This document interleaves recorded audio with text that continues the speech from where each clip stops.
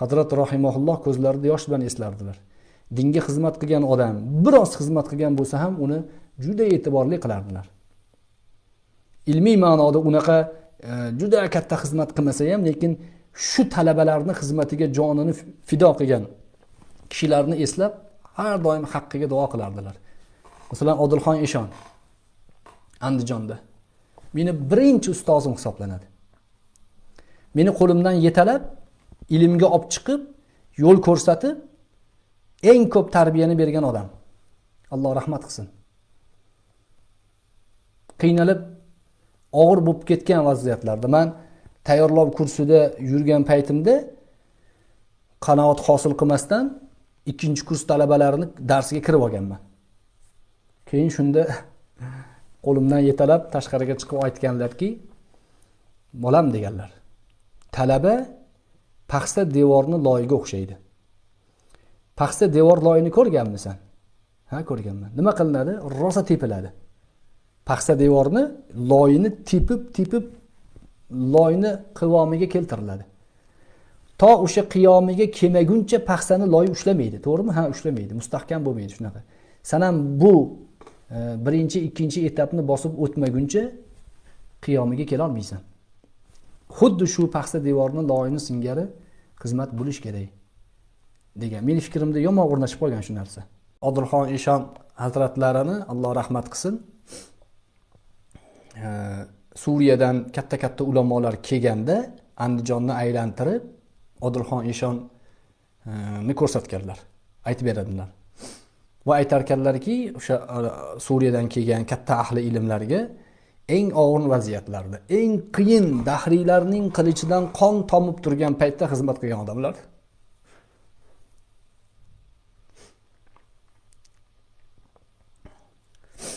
Odilxon Eshon ya'ni SSR paytida ta'qibdagi odam bo'lgan.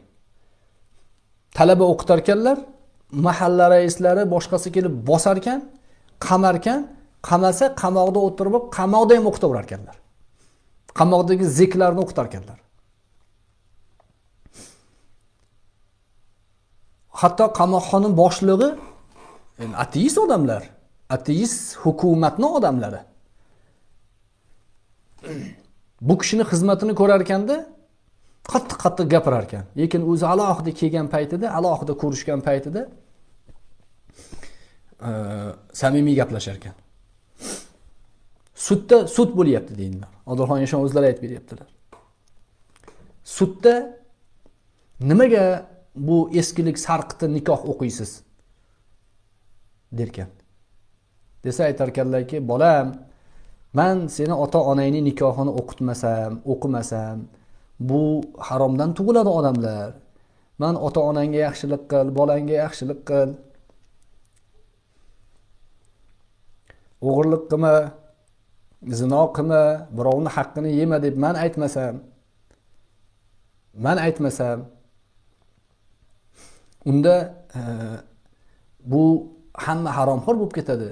Cho'chqani harom deb men aytmasam, falon narsani harom deb men aytmasam nima bo'ladi? Desa sudga yig'lar ekan. Lekin ateist sistemaning odamlari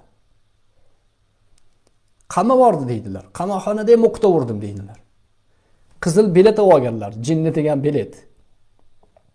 Jahllari ham o'ziga yarashaydi. Hassalari bo'lardi, jahllari kelib qolsa, hassa bilan solardilar, maydalanib ketardi hassa. Chiqib ketyapsam, yana o'qitasizmi deb yozyapti deydilar. Desa, o'qitaman dedim. Bo'pti, ketavering deb o'sha qamoqxonaning boshlig'i chiqarib yubordi. Kelgan zahotim talabalar yig'ilgan, o'tirib zokir edi u kishi. Qodiriy tariqatining zokiri, jahriy zikrni eshonlaridan edi. Tasavvufda jahriy zikr bor. Mana shu zokirlar, mana shu tasavvuf egalariga haqorat qilayotganlar ko'zlaring ko'r bo'ladi. Mana shu zokirlar bizga dinni bugungacha yetib kelishligiga jonini tikkan odamlar.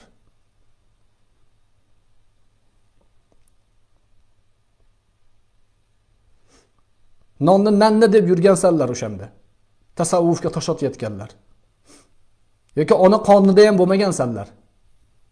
Ular jonini tikib, jahriy zikrini qilib, tasavvufni da'vo qilib, dinni o'rgatib bizga yetkazib kelgan odamlar.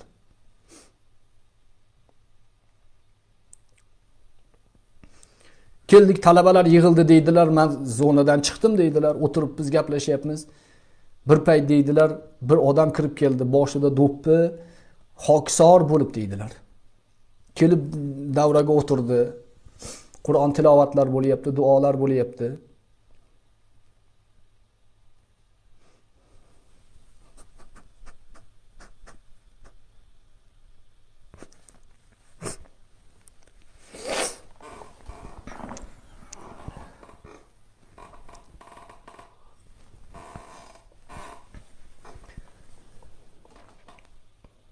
Halga o'tirgan odam hamma ketgandan keyin kelib haqqimga duo qiling deyapti.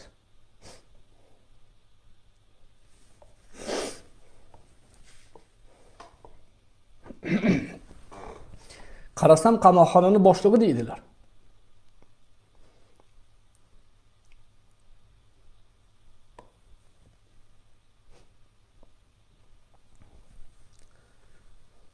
Shunaqa xizmatlar qilishgan. Shunaqa xizmatlar qilishgan. O'zbekistondan haydashsa, qochib Tojikistonga borardilar. Tojikistonda domla Hindistonning shogirdlari, muxlislari, yaqinlari joy berar ekan bu kishiga. O'tda ham odamlarni to'plab olib, ta'lim, din, shariat deyurar ekanlar.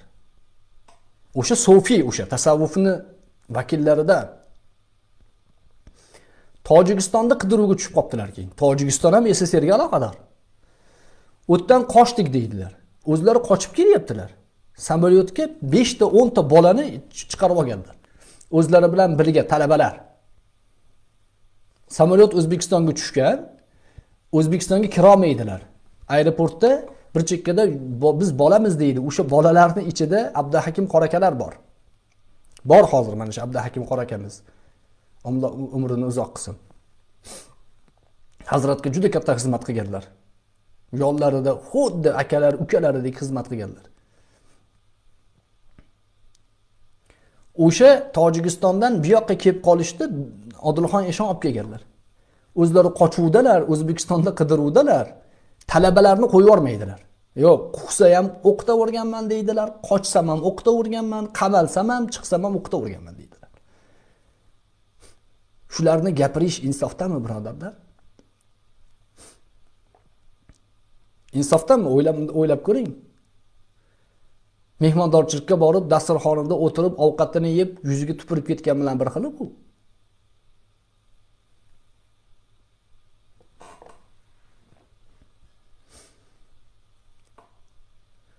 Bu gaplarni eshitib, o'sha Suriyadan kelgan ulamolar ko'zlariga yosh olib, Hazratga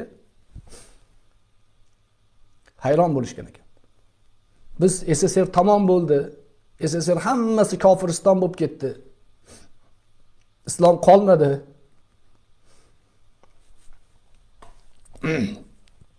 deb o'ylab yurardik. Haqiqiy mujohidlar, haqiqiy dinning rijollari bu yerda ekan deyishgan.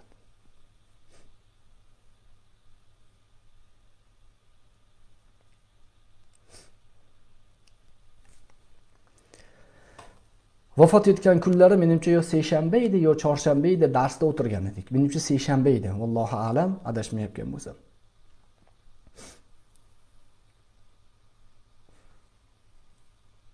Darsda o'tirganimizda Hazrat shu gaplarni gapirib berdilar, ko'zlarida yosh bilan. Qur'on o'qib haqlariga duo qilaylik dedilar. معني جنين كوني مجذوبين من جوني عاشقين جوني مجذوبين من جوني حق طاعت غفوني مجذوبين من جوني برعوري فرموني مجذوبين من جوني